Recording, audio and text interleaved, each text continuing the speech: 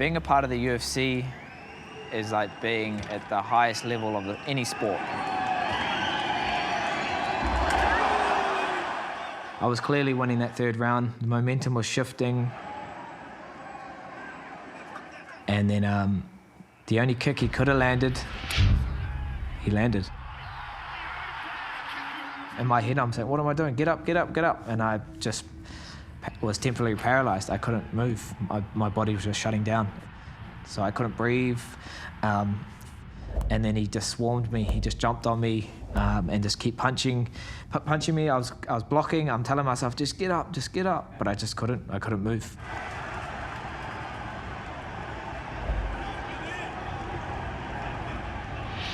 And now, the new interim UFC Flyweight Champion of the world,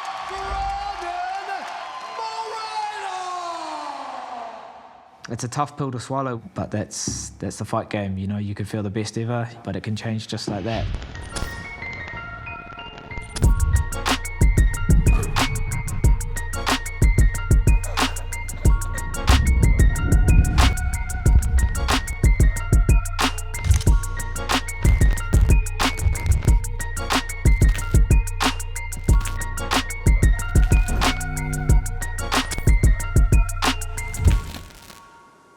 Personally, I'm absolutely devastated. Yeah, devastated. Just the magnitude of something like that, of working for something your whole life and getting yourself into a position where you're basically got your hand reached out and you've just got to go and grab it and it just gets snatched away from you when you're so close. There's a lot of pain in that, you know? Yeah, so it's been a few months now since the fights happened. So a lot of time to kind of reflect, I guess, think about how preparation was, how fight week was, and then how the fight kind of played out. I told my mama that I always got a lot to give. Said, son, go tell him that you always win. Go get the bag, but your home is here. Yeah. Take another flight, we gon' fly. Out the window, rolling out, flying out. We gon' fly. Love the rock. Yep. Yep. These shoes, ain't it? Rolling out, flying out. I wouldn't be where I am without mama.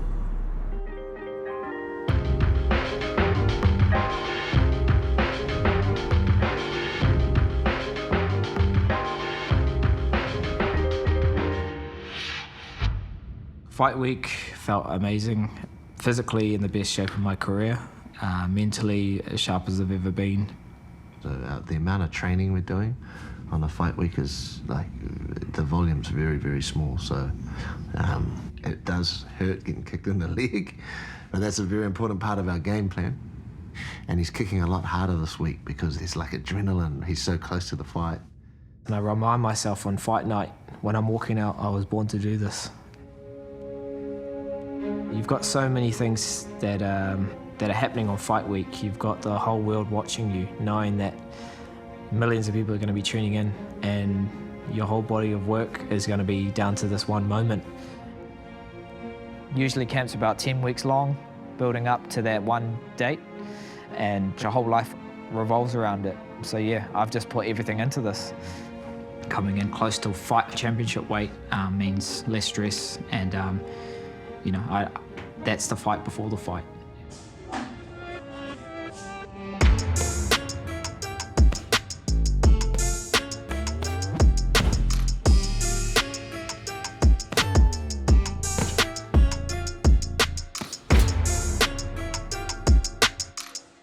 We've got this week down to a fine art.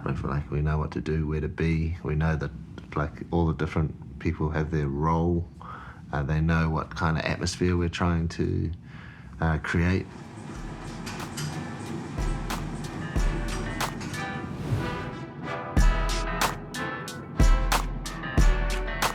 I'm feeling good. You know, this is everything I expected. I've put my best foot forward, and you know, I'm in the best shape of my life.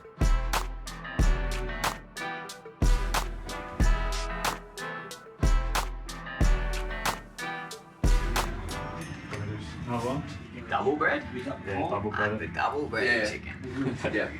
For the boys. I have a wonderful relationship and someone I consider a friend, Geordie, the fight dietitian, who looks after the whole team and makes sure that they make weight. He knows my body better than I do. He knows the numbers that we're hitting. It's all down to a science now. So it's lunchtime for Kai now. So obviously this week we're cutting a bit of weight, not heaps, but Kai's been really good during camp, so he gets to eat a lot of food like this. So this is what we call a fake fried chicken.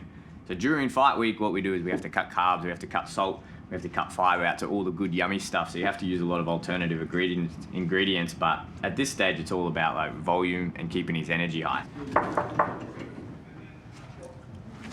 Just see how you go with the texture.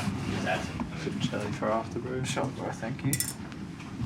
This doesn't look like a wake up meal at all, eh? Yeah, double boys.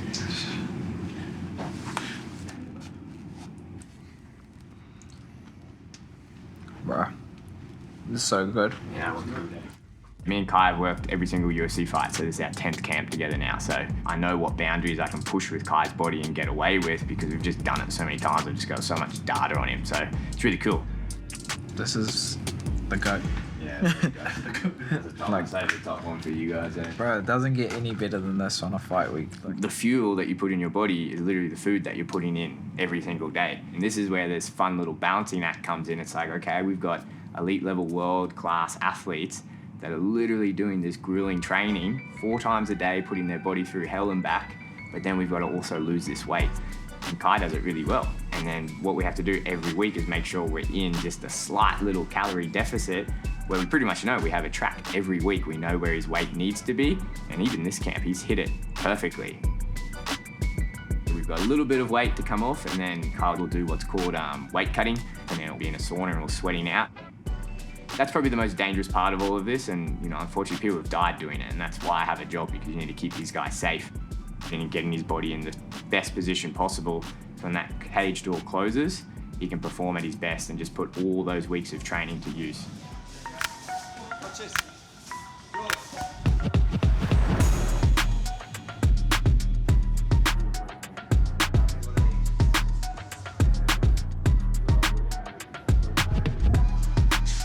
It's good, Kai, good sweat.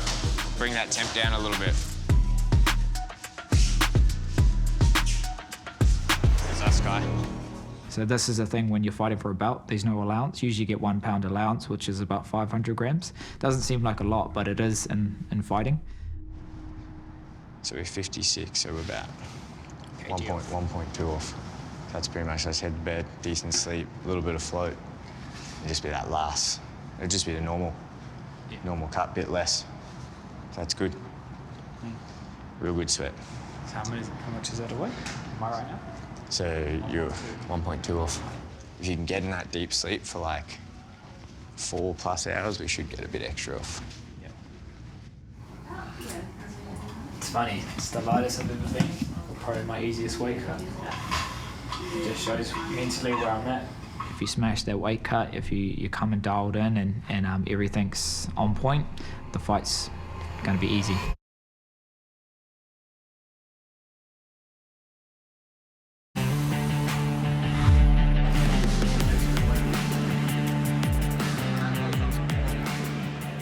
.124.5, the official weight. Let's go! Brandon Moreno. The number 2 ranked flyweight contender taking part in his first UFC title fight by out of France.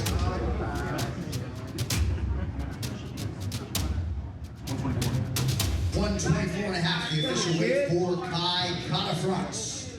The weight cut's kind of like the fight before the fight, and we smashed that, and felt sharp. Felt like I was on. We took out a lot of carbs this week, so we'll probably get like a chicken burger or something like that. It's a lot of food that people probably look at and they're like, oh, they shouldn't be eating it. But the amount of carbs Kai has to eat the next 30 hours or so is pretty high. So you have to be eating those type of foods to really fuel properly.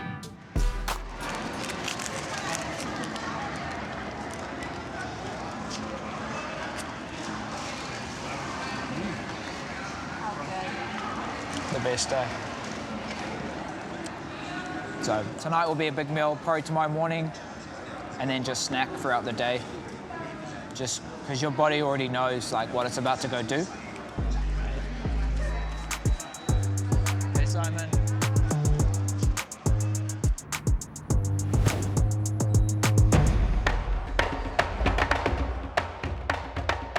It was cool to hear my walkout song, which is Poye.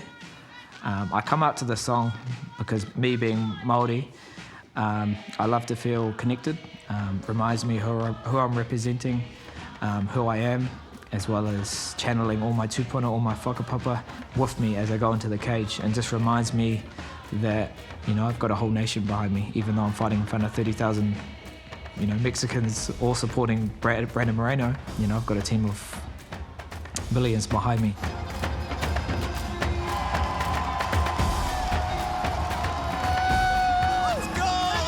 I'm not nervous at all. I'm just feeling excited.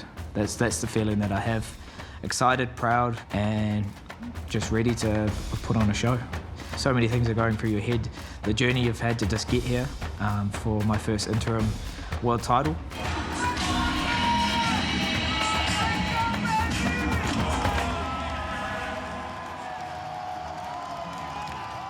I always remind them that that walk that we're just about to do is not the result of the last 12 weeks. It's like the result of the last, 15 or 20 years. So that's what I remind them of. That's the last thing I let them know about. Weigh in at 124 and 1/2 pounds. Fighting out of Auckland, New Zealand, presenting the #2 ranked flyweight contender in the world,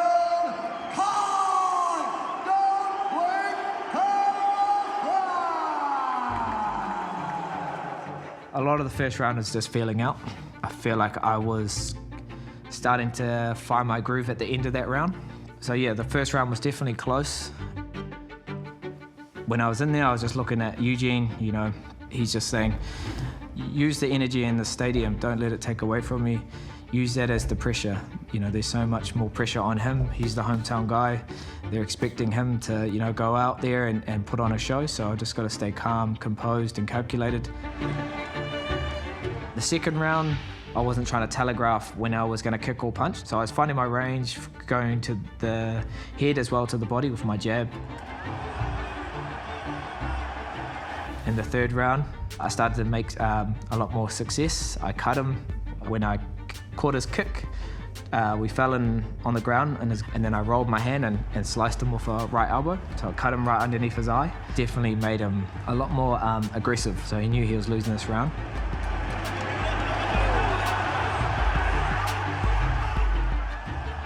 I was fine, I was just doing what I was doing. I was feeling myself where I was just confident and starting to find that flow state where, I knew that I had him.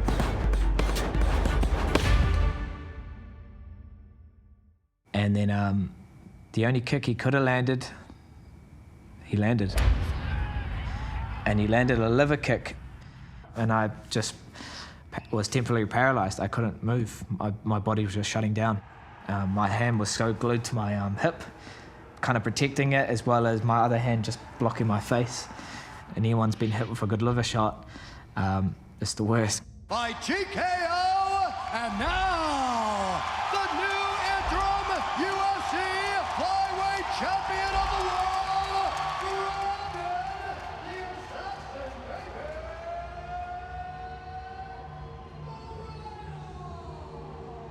It was, it's just one of those things, like your arm was here and your arm should have been here, but it's like, it's fighting. His arm could have been here and got kicked in the head and got knocked. Like, it's just this what we play. It's a bit of a dice roll. Like, it's a dangerous game to dedicate your life to. It is, and it's something that I'll readily admit. So he did nothing wrong. That fight was for the gold, that fight was for the title. He had his fingers on it, He didn't come this far to come that far. You know what I mean? Like, he knows within himself what he's capable of. He knows that he has the ability to hold that world title. He'll be back. I know he'll be back. And his next guy's gonna fight. He's probably gonna sleep him. He believes in himself now. fuck, I just got chills because he believes in himself now. The way he's been talking, the way he spoke about himself, that's why I know he's gonna be world champion. We'll be back, baby. Hey. 29. Not just winning, dominating. You was fucking dominating that shit. You were on. Exactly right. Don't worry. Bro, trust me, you already know. Say less, Exactly say less, right. you know. We'll be back. We'll be Fuck back, yeah. baby. Don't worry. Respect. Till the wheels fall off. He knew he wanted to be a fighter. He knew that from a very, very young age. When I think about me and Kai, we came in an era where it wasn't really business, it was more about passion. He wasn't like bred to succeed. What happens with a lot of athletes when they go through a major defeat, they really start to question their belief and their conviction and their vision. How do we maintain that self-image? There's a lot of pressure on me, there's a lot of expectations.